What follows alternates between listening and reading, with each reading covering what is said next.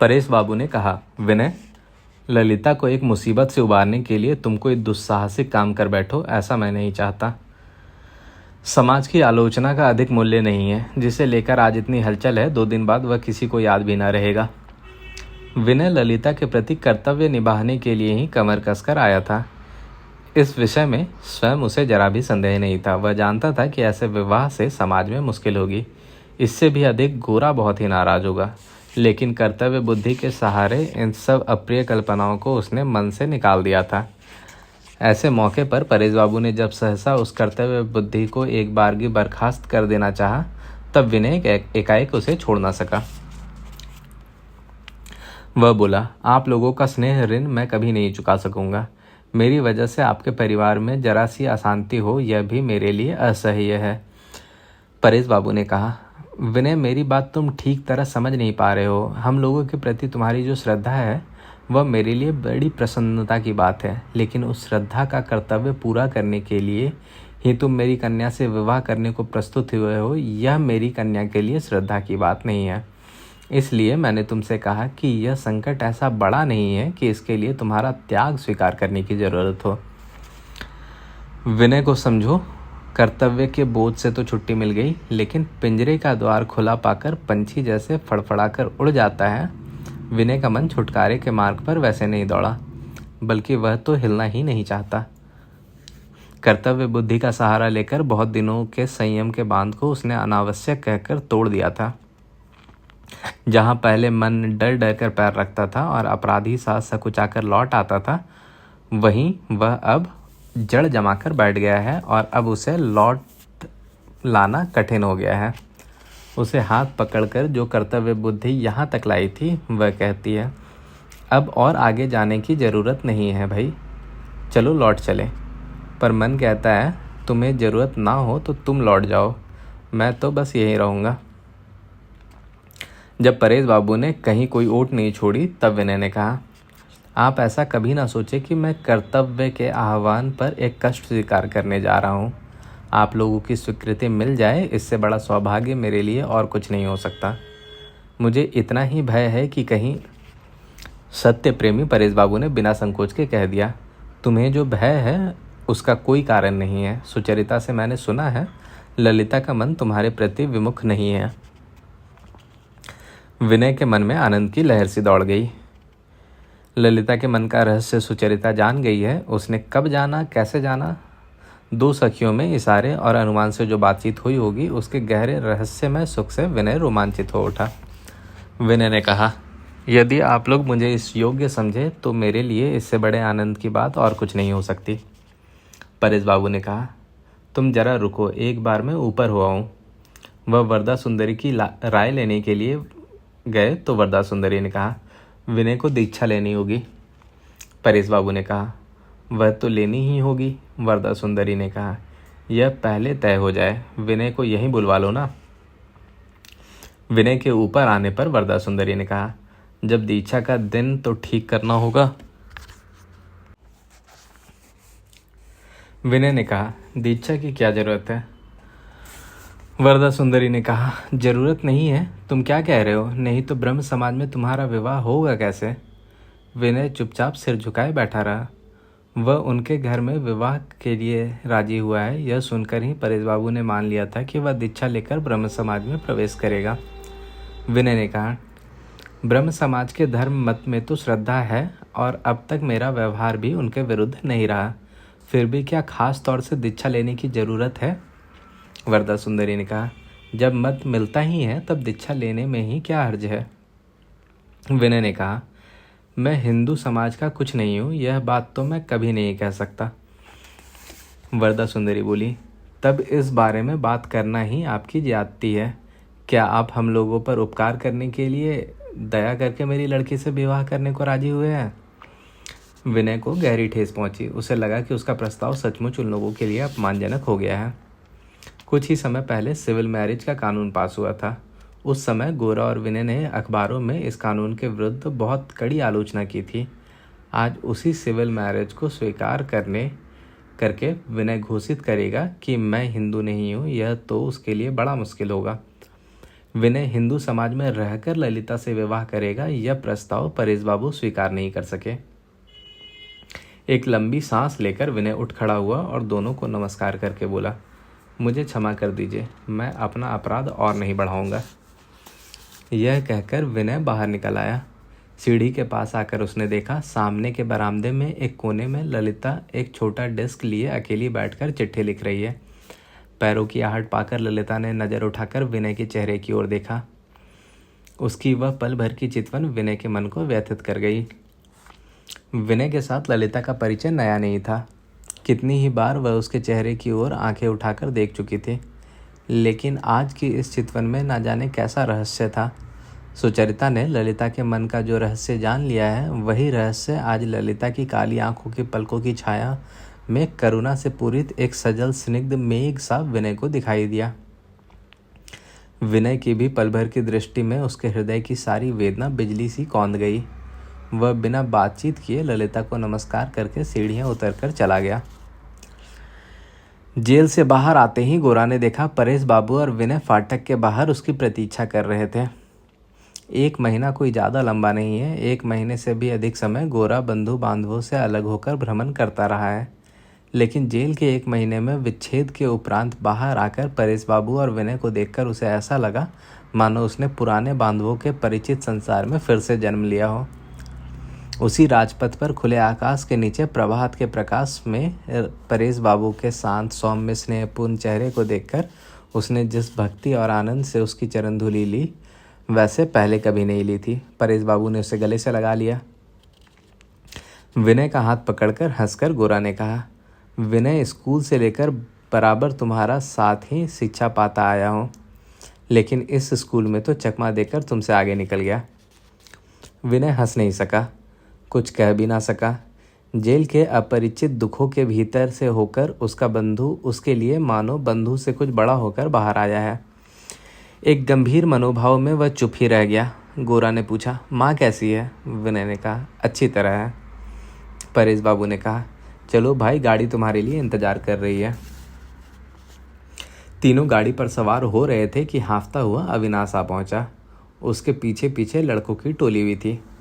अविनाश को देखते ही गोरा जल्दी से गाड़ी पर सवार होने लगा था, लेकिन उससे पहले ही पहुंचकर अविनाश ने रास्ता रोकते हुए कहा, गौर मोहन बाबू, जरा रुकिए। उसके यह कहते कहते लड़कों ने चिल्ला चिल्ला कर गाना शुरू कर दिया। दुख निसी थिनी हल आजी भोर, काटल काटल अधीनता डोर। गोरा का चेहरा सुर्ख हो उठा। उसने अपने वज्र स्वर में गरज कर कहा, चुप करो। लड़के अचकचाकर चुप हो गए। गोरा ने पूछा, अविनाश, यह सब क्या मामला है? अपनी शाल के भीतर से अविनाश ने केले के पत्ते में लिपटा हुआ कुंद के फूलों का मोटा हार निकाला और उसके अनुवर्ती एक किशोर लड़के ने सुनहली छपाई के एक कागज से चाबी से चलने वाली ऑर्गन बाजे की तरह मशीन की आवाज़ में तेजी से कारामुक्ति का अभिनंदन पढ़ना शुरू कर दिया।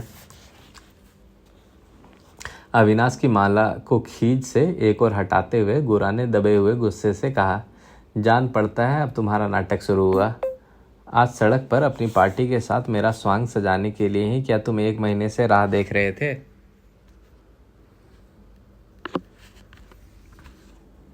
कई दिन पहले से अविनाश ने यह योजना बना रखी थी। उसने सोचा था कि वह सबको अचंभे में डाल देगा।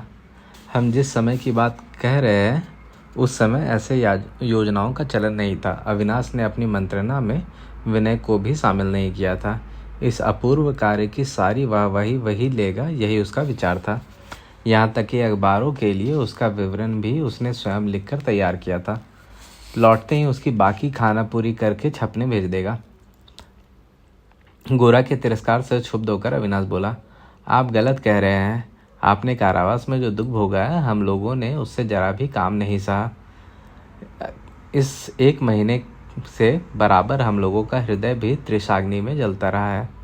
गोरा ने कहा, यह तुम्हारी भूल है अविनाश। जरा ध्यानपूर्वक देखने से ही पता चल जाएगा कि भूसा ज्यों क्या त्यों पड़ा है और हृदय की भी कोई विशेष क्षति नहीं हुई है। अविनाश झेपा नहीं, बोला, राजपुरुष ने आपका अपमान किया है, लेकिन आप सारी भारत भूमि के प्रतिनिधि होकर हम यह अपमान हार। गोरा ने कहा, बस और नहीं सहा जाता।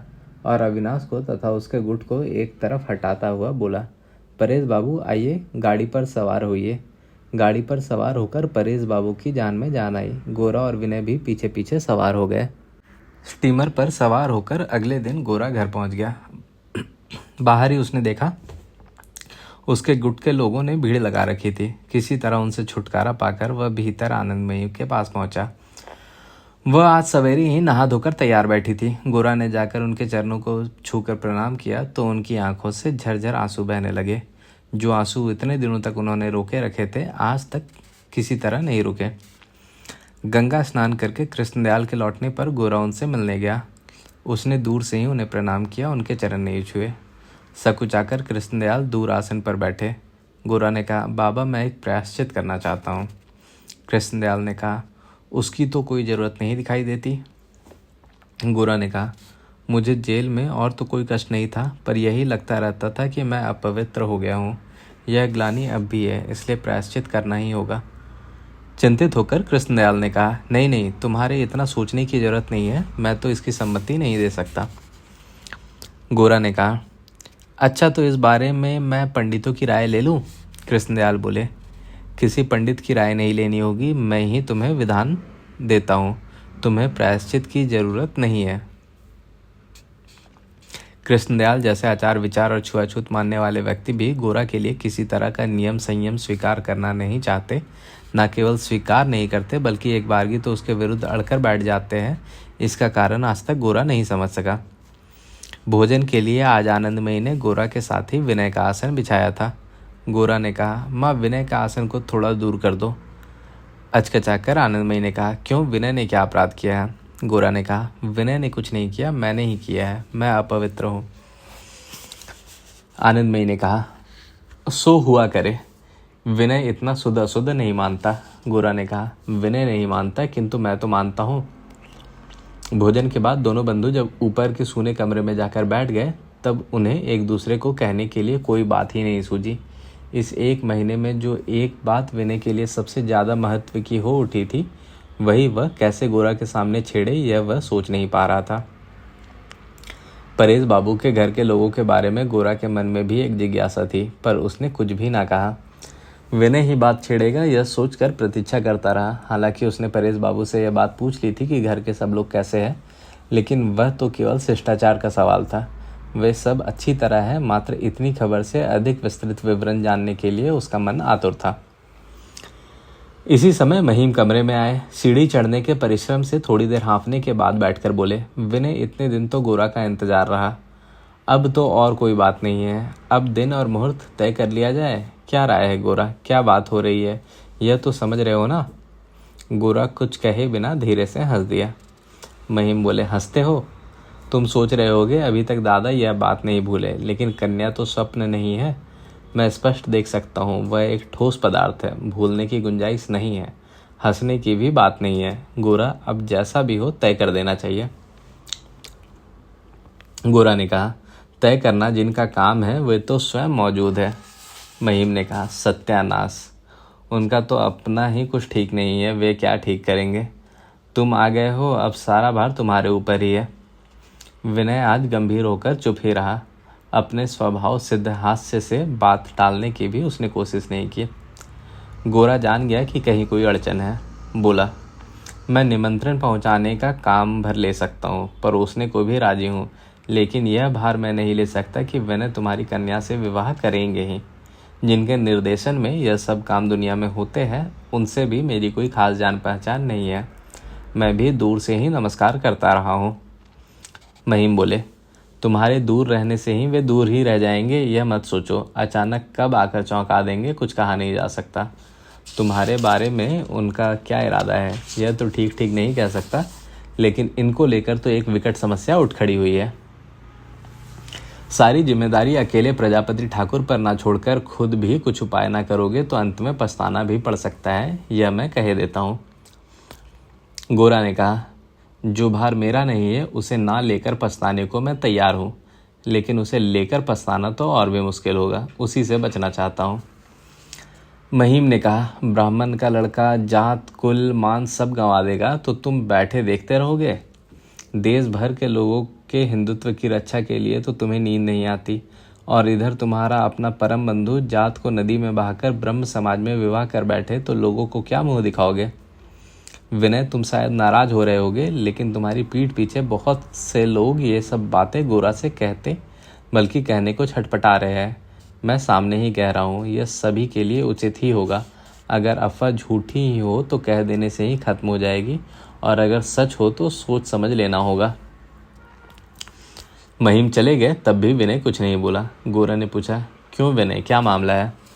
विनय ने कहा, केवल थोड़ी सी खबरें बता देने से सारा कुछ समझा जा सकना बहुत मुश्किल है, इसलिए सोचा था कि धीरे धीरे तुम्हें सारा मामला समझा कर कहूँगा। लेकिन दुनिया में कुछ भी हमारी सुविधा के अनुसार सरलता से नहीं होना चाहता। घटनाएं भी पहले शिकारी बाघ की तरह दबे पांव बढ़ती रहती है और फिर अचानक एक ही छलांग में गला धर दबाती है। उनकी खबर भी फिर आग की तरह पहले दबी दबी सुलगती है और फिर सहसा भड़क कर जल उठती है। तब उसे संभालना मुश्किल से हो जाता है।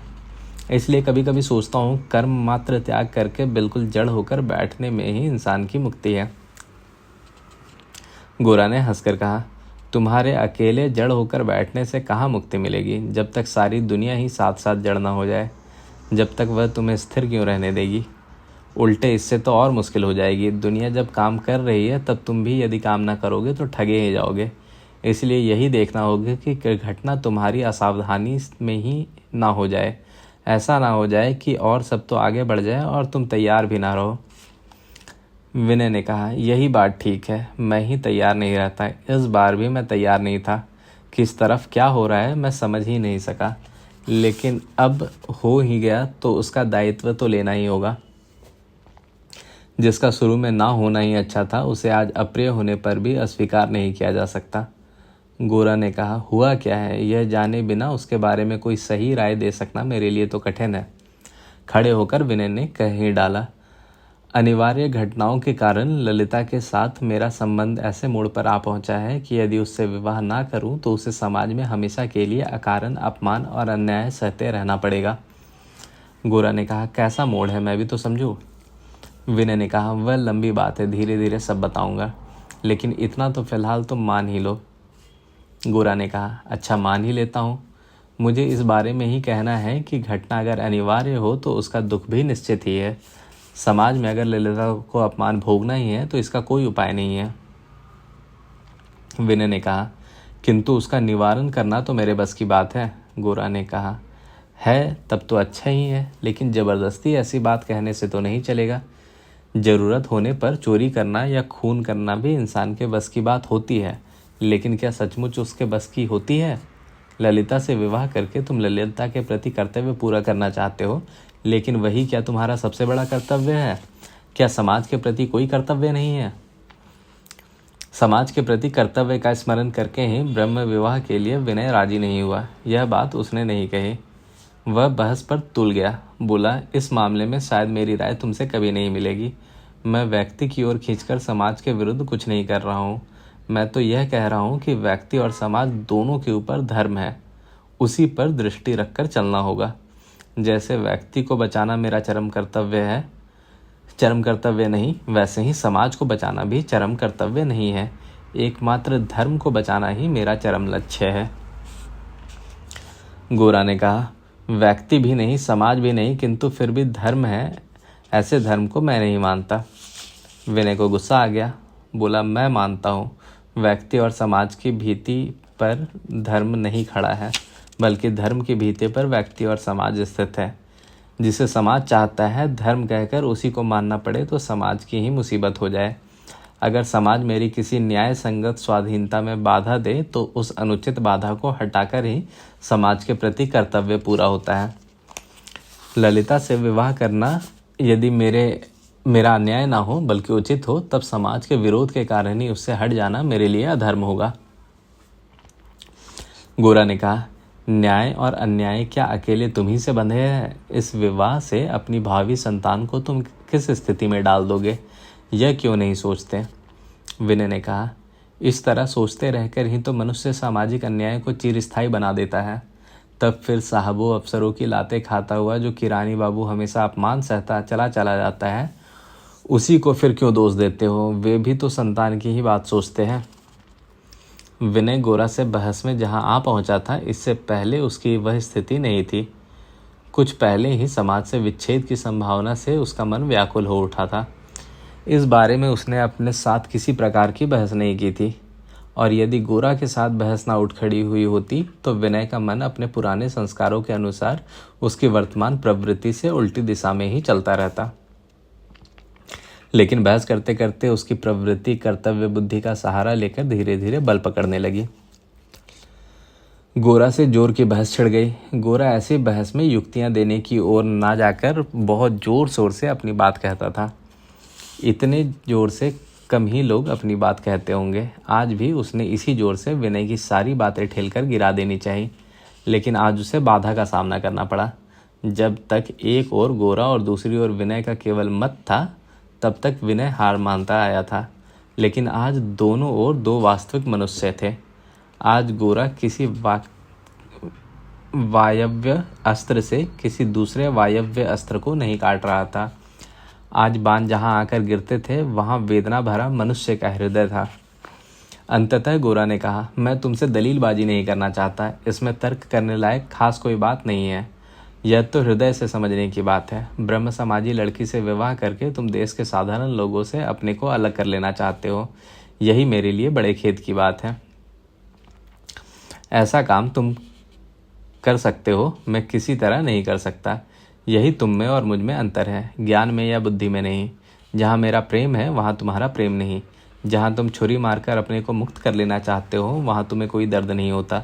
लेकिन ठीक वहीं पर मेरी धमनी है। मैं अपने भारतवर्ष को चाहता हूँ। उसे तुम चाहे जितना दोष दो, जितनी गालियाँ दो, मैं उसी को चाहता हूँ। उससे ज़्यादा मैं अपने को या किसी भी मनुष्य को नहीं चाहता। मैं ऐसा जरा सा कोई काम नहीं करना चाहता जिससे भारतवर्ष से मुझे एक बाल भर भी दूर हटने पड़े। विनय कुछ जवाब देने की कोशिश कर ही रहा था कि गोरा ने कहा, नहीं विनय, तुम बेकार मुझसे तर्क करते हो। सारी दुनिया ने जिस भारतवर्ष को त्याग दिया है, उसका अपमान किया है। मैं उसी के साथ उसी अपमान के आसन पर ही बैठना चाहता हूँ।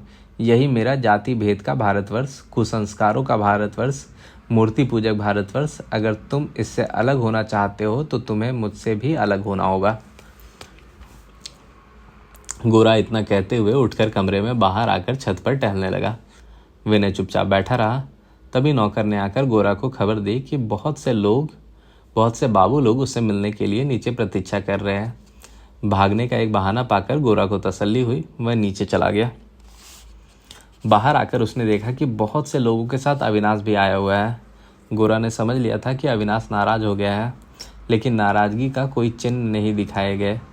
वह तो और भी उच्छ्वसित प्रशंसा के साथ कल अपने हटा दिए जाने की बात सबको सुना रहा था। वह कह रहा था, गौरमोहन बाबू के प्रति मेरी श्रद्धा अब और भी बढ़ गई है। अब तो मैं मानता था कि वह असाधारण आदमी है, लेकिन कल मैं जान गया कि वे महापुरुष हैं। कल हम इन्हें सम्मान देने गए थे, जैसे खुले तौर पर इन्होंने इस सम्मान की उपेक्षा की, वैसा आजकल कितने लोग कर सकते हैं? यह कोई मामूली बात है? एक तो यूं ही गोरा का मन बेचैन था। उस पर अविनाश की इस भावुकता से वह तिलमिला उठा। बिगड़ कर बोला, देखो अविनाश, तुम लोग अपनी भक्ति के द्वारा ही आदमी का अपमान करते हो। तुम खुलेआम मेरा स्वांग बनाकर मुझे नाच नचाना चाहते हो। उससे इनकार कर सकूं इतनी हया शर्म की भी आशा तुम लोग मुझसे नहीं करते, और इसको तुम लोग कहते हो महापुरुष के लक्षण। तुम लोगों ने हमारे देश को क्या एक भांडों का गुट समझ रखा है? सभी वाहवाही पाने के लिए नाचते फिर रहे हो कि कोई सच्चा काम नहीं कर रहा है। मेरे साथ चलना चाहते हो तो ठीक है, झगड़ा करना चाहते हो तो वह भी ठीक है, लेकिन ऐसी वाहवाही मुझे मत देना, यही मेरी प्रार्थना है। अविनाश की श्रद्धा और भी बढ़ चली। खिले हुए चेहरे से उसने उपस्थित व्यक्तियों की ओर देखते हुए गोरा की बात की चमत्कारिता की ओर सबका ध्यान आकर्षित करना चाहा। बोला, आशीर्वाद दीजिए, आपकी तरह हम लोग भी इस निष्काम भाव से भारतवर्ष के सनातन गौरव की रक्षा करते हुए अपना जीवन अर्पित कर सके। यह कहकर अविनाश ने गोरा के पैरों की धूल लेने के लिए जैसे ही हाथ बढ़ाए कि गोरा जल्दी से पीछे हट गया। अविनाश बोला, गौरमोहन बाबू, हम लोगों से आप तो किसी प्रकार का सम्मान ग्रहण नहीं करेंगे, लेकिन हम लोगों को आनंद देने से तो विमुख मत होइए। हम लोगों ने यह निश्चय किया है कि आपके साथ हम सब एक दिन भोज करेंगे। इसके लिए तो आपको सम्मति देनी ही होगी। गोरा ने कहा, मैं प्रायश्चित किए बिना तुम सबके साथ खाने नहीं बैठ सकूंगा। प्रायश्चित? अविनाश की आंखें चमक उठी। वह बोला, यह बात हम में से किसी को नहीं सूझी थी, लेकिन हिंदू धर्म के किसी भी नियम की उपेक्षा गौरमोहन बाबू कभी नहीं कर सकते। सभी ने कहा, यह तो बहुत अच्छी बात है। प्रायश्चित के समय ही सब लोग इकट्ठे होंगे और तभी भोज होगा। उस दिन देश के बड़े बड़े अध्यापक पंडितों को निमंत्रित किया जाएगा। हिंदू धर्म आज भी कैसा जीवंत है, यह गौर बाबू के इस प्रायश्चित के निमंत्रण से सबको मालूम हो जाएगा। प्रायश्चित सभा कब कहाँ बुलाई जाए, यह सवाल भी उठा। गोरा ने कहा, इस घर में उसकी सुविधा नहीं होगी। इस पर एक भक्त ने गंगा के किनारे के अपने बाग में इसकी व्यवस्था करने का प्रस्ताव किया। यह भी तय हो गया कि इसकी चर्चा गुट के सब लोग मिलकर उठाएंगे। विदा लेते समय खड़े होकर अविनाश ने व्याख्या देने के ढंग से हाथ हिला हिलाकर सबको संबोधित करते हुए कहा, गौरमोहन बाबू नाराज हो सकते हैं, लेकिन आज जब मेरा हृदय भर उठा है तब मैं यह बात कहे बिना भी नहीं रह सकता कि वेद का उद्धार करने के लिए हमारी इसी पुण्य भूमि पर अवतार ने जन्म लिया था। वैसे ही आज हिंदू धर्म का उद्धार करने के लिए हमने फिर अवतार को पाया है। पृथ्वी पर सिर्फ हमारे ही देश में 6 ऋतुएं होंगी। हम लोग धन्य हैं कि यह सत्य हमारे सामने प्रमाणित हो गया। सब भाई बोलो, गौरमोहन बाबू की जय। अविनाश के वाक चातुर्य से प्रभावित होकर सभी मिलकर गौरमोहन की जय जयकार करने लगे। गोरा मरमाहत होकर वहां से भाग खड़ा हुआ।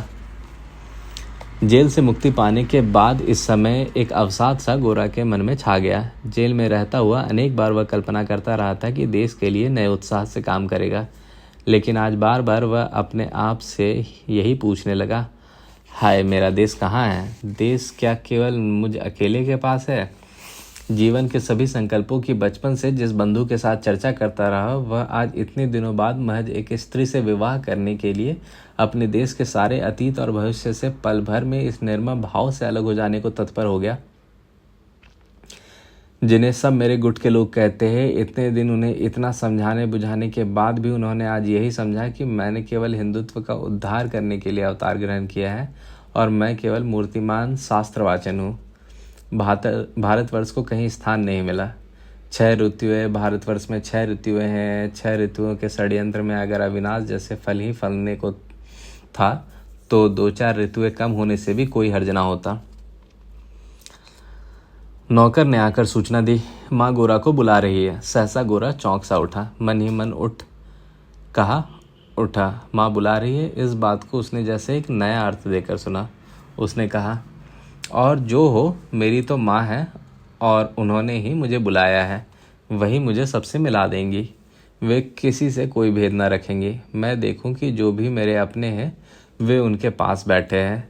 जेल में भी माँ ने मुझे बुलाया था, वहाँ भी उन्हें देख सकता था। जेल के बाहर भी माँ मुझे बुला रही है, यहाँ भी मैं उन्हें देखने निकल पड़ा हूँ। यह कहते कहते गोरा ने शरद की इस दोपहर के आकाश की ओर आंखें उठाकर देखा। एक ओर विनय की और दूसरी ओर अविनाश की तरफ से विरोध का जो स्वर उठा था वह कुछ धीमा पड़ गया। दोपहर की धूप में मानो भारतवर्ष ने अपनी बाहें उसकी ओर फैला दी। समुद्र पर्यंत फैली हुई उसकी नदियां, पहाड़ और जनता गोरा की आंखों के सामने छलक गई। भीतर से उठकर एक मुक्त निर्मल आलोक इस भारतवर्ष को जैसे ज्योतिर्मय करता हुआ दिखाई दिया। गोरा का हृदय भर उठा, उसकी आंखें चमकने लगी। उसके मन में जरा भी नैराश्य ना रहा। भारतवर्ष के इस अंतहीन कार्य के लिए जिसका फल कहीं दूर भविष्य में मिलेगा, वह आनंदपूर्वक तैयार होने लगा। भारतवर्ष की जो महिमा उसने ध्यान में देखी है उसे वह प्रत्यक्ष नहीं देख सकेगा, इसका कोई मलाल उसे ना रहा। मन ही मन वह बार बार दोहराने लगा, माँ मुझे बुला रही है, मैं वहीं जा रहा हूँ जहाँ अन्नपूर्णा है, जहाँ जगधात्री है, उसी सुदूर काल में, लेकिन फिर भी इसी क्षण वही मृत्यु के पास। लेकिन फिर भी जीवन के बीच जिस महिमा मंडित भविष्य ने मेरे आज के दिनहीन वर्तमान को सार्थक करके उज्जवल कर दिया है, मैं उसी की ओर जा रहा हूँ, उसी अति दूर अति निकट की ओर। मुझे माँ बुला रही है। इस आनंद में गोरा ने जैसे विनय और अविनाश को भी अपने साथ पा लिया। वे भी मानो उसके पराये न रहे। दूसरों के सभी छोटे छोटे विरोध मानो एक विराट चरितार्थ में विलीन हो गए। जब गोरा ने आनंदमयी के कमरे में प्रवेश किया तब उसका चेहरा आनंद की आभा से दीप्त था। उसकी आंखें सामने की सभी चीज़ों से परे मानो एक दूसरी ही भव्य मूर्ति देख रही थी। कमरे में आकर एकाएक वह थोड़ी देर तक यह पहचान ही ना सका कि उसकी माँ के पास दूसरा कौन बैठा है। सुचरिता ने खड़े होकर गोरा को नमस्कार किया। गोरा ने कहा, अरे आप आई हैं, बैठिए। गोरा ने आप आई हैं बैठिए कुछ ऐसे ढंग से कहा मानो सुचरिता का आना कोई साधारण बात नहीं है, बल्कि एक विशेष भाव का उदय है। एक दिन सुचरिता के संपर्क से गोरा पलायन कर गया था। पिछले जितने दिन वह तरह तरह के दुख और काम में उलझा हुआ भटकता रहा था, उतने दिन वह बहुत कुछ सुचरिता की बात को अपने से दूर रख सका था। लेकिन जेल में बंद हो जाने पर सुचरिता की स्मृति को वह किसी तरह ना हटा सका था। एक समय ऐसा भी था जब गोरा के मन में इस बात का कन भी नहीं था कि भारतवर्ष में स्त्रियां भी है। इस सत्य को इतने दिनों बाद उसने सुचरिता में ही पहचाना। सहसा एक सन में इतनी बड़ी और इतनी प्राचीन सच्चाई को सामने पाकर उसके आघात से जैसे उसकी बलिष्ठ प्रकृति कांप उठी। बाहर की धूप और खुली हवा की दुनिया की याद जब जेल में उसे सताने लगी, तब वह दुनिया केवल उसके कर्म क्षेत्र के रूप में नहीं दिखाई दी, ना वह निरा पुरुष समाज की नजर आई। वह चाहे जैसे ध्यान करने का यत्न करता, उसके सम्मुख बाहर के इस सुंदर संसार की दो अधिष्ठावी देवियों की ही मूर्ति आती। चांद सितारों का आलोक विशेष रूप से उन्हीं के चेहरे पर पड़ता। स्निग्ध नीलिमा युक्त आकाश उन्हीं के चेहरे को घेरे रहता। एक चेहरा जन्म से परिचित उसकी माता का था और दूसरे नाजुक सुंदर चेहरे से उसका परिचय नया ही था। जेल की एकाकी घुटन में गोरा उस चेहरे की स्मृति से विरोध का भाव न रख सका। इस भाव की पुलक जेल में भी एक गहरी मुक्ति उसके निकट ले आती। जेल के कठिन बंधन उसके लिए मानो छायामय झूठे सपने जैसे हो जाते।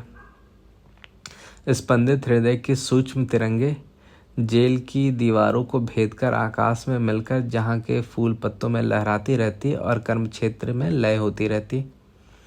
गोरा ने सोचा था कल्पना मूर्ति से भय का कोई कारण नहीं है, इसलिए इस एक महीने तक उसने इसे निर्बाध छूट दे रखी थी। वह समझता था कि केवल वास्तविक चीजों से ही डरने का कारण हो सकता है। जेल से बाहर आते ही जब गोरा ने परेश बाबू को देखा, तब उसका मन आनंद से लबालब हो उठा था। वह आनंद केवल परेश बाबू को देखने का नहीं था, उसके साथ गोरा के जेल जीवन की संगिनी कल्पना ने भी कहाँ तक अपनी माया मिला दी है, यह वह पहले नहीं समझ पाया। किंतु धीरे धीरे वह यह समझ गया। स्टीमर तक पहुँचते पहुँचते उसने स्पष्ट अनुभव किया कि परेश बाबू उसे जो इतना आकृष्ट कर रहे हैं, वह केवल अपने ही गुण से नहीं। गोरा ने इतने दिन बाद फिर कमर कसी और बोला, हार नहीं मानूंगा। स्टीमर में बैठे बैठे उसने फिर निश्चय कर लिया कि वह फिर कहीं दूर निकल जाएगा। किसी तरह सूक्ष्म बंधन में भी अपने मन को नहीं बंधने देगा। इसी बीच विनय से उसकी बहस छिड़ गई थी। विच्छेद के बाद बंधु से पहली भेंट के समय ही बहस इतनी आगे ना बढ़ जाती, यदि उसके भीतर ही भीतर गोरा अपने से भी बहस ना कर रहा होता। इस बहस के सहारे गोरा अपने सामने अपनी प्रतिष्ठा भूमि को भी स्पष्ट कर लेना चाहता था, इसलिए वह इतना जोर देकर बात कह रहा था। उस जोर की उसे अपने लिए ही विशेष जरूरत थी। जब उसके उस जोर ने विनय के मन को उसी तरह उत्तर देने के लिए उत्तेजित किया, विनय गोरा की बातों का केवल खंडन करने लगा और उन्हें निरा कठमुल्लापन मानकर उनके प्रति विद्रोही हो उठा। तब उसे जरा भी यह ध्यान नहीं रहा कि गोरा अगर स्वयं अपने पर वार ना कर रहा होता तो विनय पर इतने भीषण वार कभी न करता। विनय के साथ बहस करने के बाद गोरा ने निश्चय किया, युद्ध क्षेत्र छोड़ देने से नहीं चलेगा। मैं अपने प्राणों के भय से विनय को छोड़ जाऊं तो विनय कभी नहीं बचेगा। गोरा का मन उस समय भावावेश में था। उस समय सुचरिता को वह एक व्यक्ति विशेष के रूप में नहीं देख रहा था, बल्कि एक भाव ही समझ रहा था। सुचरिता के रूप में भारत की नारी प्रकृति ही उसके सामने मूर्तिमान हो रही थी। भारतीय ग्रह को अपने पुण्य, सौंदर्य और प्रेम से मधुर और पवित्र करने के लिए ही उसका आविर्भाव हुआ है। जो लक्ष्मी भारत के भविष्य को पाल पोसकर बड़ा करती है, रोगी की सेवा करती है, दुखी को सांत्वना देती है, तुच्छ को भी प्रेम का गौरव और प्रतिष्ठा देती है, जिसने दुख और दुर्गति में भी हम में से अति दीन का भी त्याग नहीं किया, अवज्ञा नहीं की, जिसने हमारी पूजा की पात्र होकर भी हम में से अयोग्यतम को भी अपनी एकांत पूजा दी, जिसके निपुण सुंदर हाथ हमारे काम के लिए समर्पित है और जिसका चीर सहिष्णु क्षमा भरा प्रेम हमें ईश्वर से एक अक्षय दान के रूप में मिला है, उसी लक्ष्य की एक प्रतिच्छवि को गोरा अपने माता के पास प्रत्यक्ष बैठी देखकर आनंद विभोर हो उठा। उसे लगा इस लक्ष्मी की ओर हम लोगों ने देखा ही नहीं, हम सब ने सबसे पीछे ठेल रखा था। हमारी सबसे बड़ी दुर्गति और क्या हो सकती है। उसे जान पड़ा देश का मतलब यही है। सारे भारत के मर्मस्थान पर प्राणों के निकेतन सत्तल पद्म पर यही मूर्ति बैठी है। हम ही इसके सेवक हैं। देश की दुर्गति में इसी का अपमान है। इस अपमान के प्रति हम लोग उदासीन रहे हैं, इसलिए हमारा पौरुष आज कलंकित है। गोरा अपने ही विचारों पर स्वयं चकित हो गया। जब तक भारतवर्ष की नारी उसके अनुभव में नहीं आई थी, तब तक उसकी भारतवर्ष की उपलब्धि कितनी अधूरी थी, यह वह इससे पहले नहीं जानता था। गोरा के लिए नारी जब तक अत्यंत छायामय थी, तब तक देश से संबंधित उसका कर्तव्य बोध कितना अधूरा था। मानो शक्ति थी किंतु उसमें प्राण नहीं थे, मांसपेशियां थे किंतु स्नायु तंतु नहीं थे। पल भर में ही गोरा समझ गया कि नारी को हम जितना ही दूर करके, जितना ही क्षुद्र बनाकर रखते हैं, उतना ही हमारा पौरुष भी छीन होता जाता है। इसलिए जब सुचरिता से गोरा ने यह कहा आप आई हैं, तब वह सिर्फ एक आम शिष्टता की बात नहीं थी। इस अभिवादन में उसके जीवन का एक नया पाया हुआ आनंद और विस्मय ही प्रकट हुआ था। कारावास के कुछ चिन्ह गोरा के शरीर पर अभी मौजूद थे। वह पहले ही बहुत दुबला हो गया था। जेल के भोजन से उसे अरुचि होने के कारण इस 1 महीने भर में वह लगभग उपवास ही करता रहा था। उज्ज्वल गोरा रंग भी पहले से कुछ मैला हो गया था। बाल बहुत छोटे कटवा देने से उसके चेहरे की कृशता और अधिक दिखाई देने लगी थी।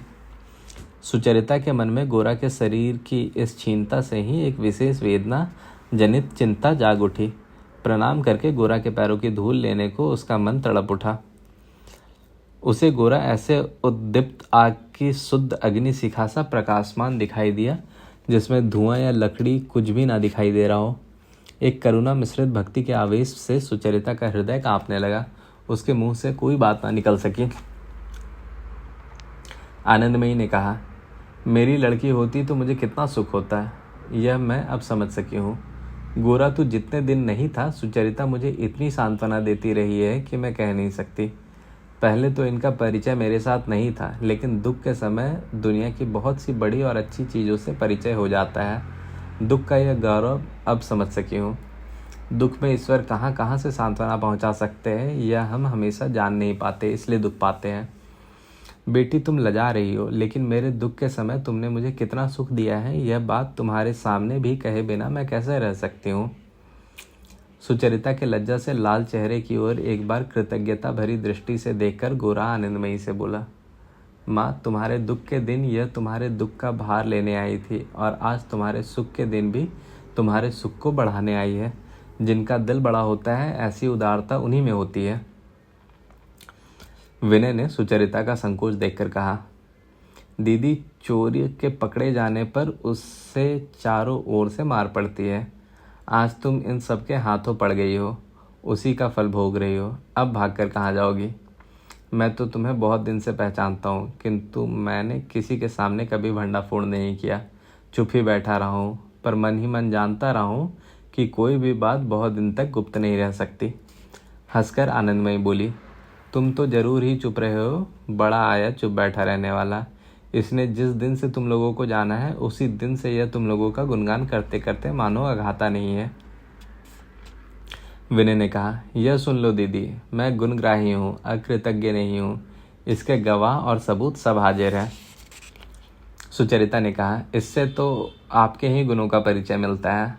विनय ने कहा, मेरे गुणों का परिचय आपको मुझसे कभी नहीं मिलेगा। यदि वह पाना चाहे तो माँ के पास आइएगा। सुनकर अचंभे में आ जाएंगी।